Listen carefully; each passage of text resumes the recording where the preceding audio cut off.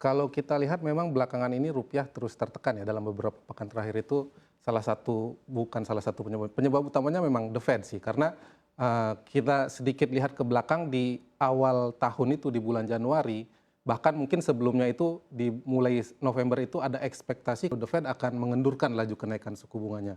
Nah, ekspektasi itu yang membuat rupiah menguat cukup tajam ya dan di Januari itu sekitar 4%, ke bawah 14.900. Nah, itu penguatan yang cukup tajam dan cepat.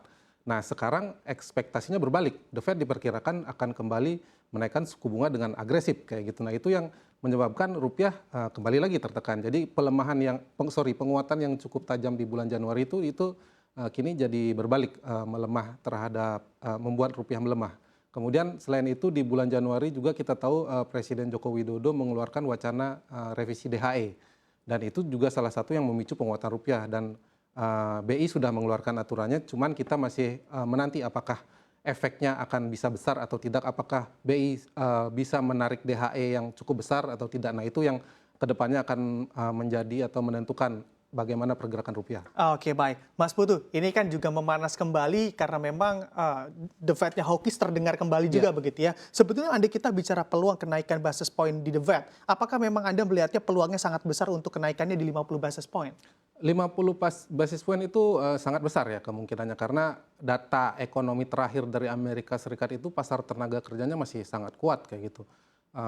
Tingkat penganggurannya itu sangat rendah, kemudian rata-rata upah itu naiknya juga cukup tinggi. Nah, ketika rata-rata upah naik cukup tinggi berarti inflasi itu akan susah turun kayak gitu. Karena daya beli masyarakat masih cukup bagus dan masyarakat masih berbelanja, inflasi jadi susah turun. Nah, terbukti itu data inflasi PCE yang dijadikan acuan oleh The Fed itu malah menunjukkan kenaikan begitu di bulan Februari. Nah, itu bukan di Februari, di Januari malah. Jadi itu yang menyebabkan The Fed kemungkinan akan lebih agresif lagi untuk menaikkan suku bunga karena ada resiko jika terus seperti ini pasar tenaga kerja Amerika Serikat masih kuat, upahnya masih cukup tinggi, nah inflasi akan semakin susah turun. Jadi mau tidak mau memang harus agresif untuk meredam atau mungkin melemahkan perekonomian Amerika Serikat agar inflasi bisa turun. Oke, berarti peluangnya cukup besar begitu ya untuk The Fed menaikkan hingga 50 basis point. Nah, kalau misalnya memang peluangnya cukup besar The Fed menaikkan setinggi itu 50 basis point, Anda melihatnya refleksinya terhadap suku bunga kita atau di Bank Indonesia sendiri seperti apa, Mas Putu?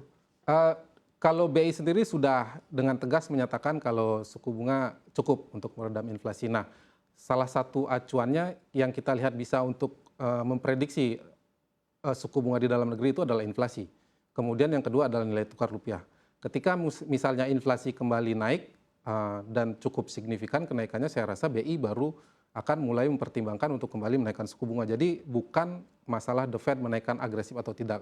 Kemudian yang kedua adalah nilai tukar rupiah ya. Kalau misalnya katakanlah The Fed sangat agresif menaikkan suku bunga, tapi nilai tukar rupiah masih cukup kuat kayak gitu, misalnya dengan DHE yang sukses menarik falas ke dalam negeri, jadi pasokan falas di dalam negeri aman, rupiah lebih stabil, saya rasa mungkin ruang untuk menaikkan suku bunga masih agak tertutup gitu BI, karena nilai tukar rupiah stabil. Nah, kalau beda misalnya kalau nilai tukar rupiah kita merosot tajam ya, itu saya rasa BI baru akan mulai mungkin akan kembali menaikkan suku bunga, dan salah satu penyebabnya adalah capital outflow ya, karena misalnya kalau suku bunga di Amerika Serikat terus naik, ada risiko capital outflow dari pasar SBN yang bisa menyebabkan rupiah melemah. Nah, saat itu saya rasa BI akan kembali menaikkan suku bunga. Oke, baik. Berarti andai nanti di akhir bulan Maret ini The Fed menaikkan hingga 50 basis point, kemungkinan Bank Indonesia menaikkan suku bunga ini masih cukup kecil begitu ya, atau tetap masih menahannya? Iya, saya rasa masih akan ditahan karena kita melihat dulu bagaimana pergerakan rupiah ke depannya, kemudian pergerakan aliran modal asing.